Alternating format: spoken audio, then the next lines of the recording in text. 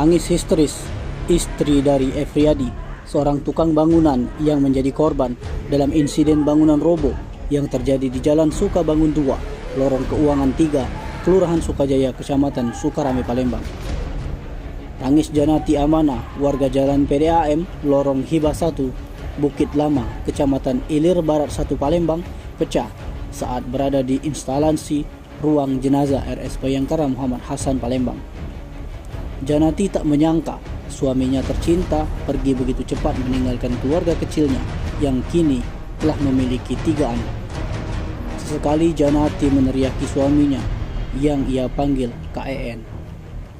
Sebelumnya telah terjadi insiden runtuhnya bangunan dengan 3 lantai yang tengah direnovasi, menyebabkan 1 orang pekerja bangunan meninggal dunia tertimpa bongkahan batu. 2 orang tukang bangunan itu adalah Arif dan Efriadi. Mereka berdua saat kejadian tengah berada di lantai 2, bagian luar dari bangunan yang tengah mereka renovasi. Tiba-tiba dinding batu bata yang berada di lantai 3 jatuh menimpa tubuh 2 korban. Dalam insiden ini, petugas Basarnas Sumsel dikerahkan untuk mengevakuasi korban yang tertimpa runtuhan bangunan tersebut. Agus Mujiono, Kasubsi Ops Basarnas, menjelaskan korban atas nama Efriadi meninggal dunia di tempat setelah bongkahan reruntuhan tersebut jatuh tepat di bagian kepala dan punggung korban. Sementara untuk korban Arif masih selamat, namun salah satu kaki korban patah akibat tertimpa reruntuhan.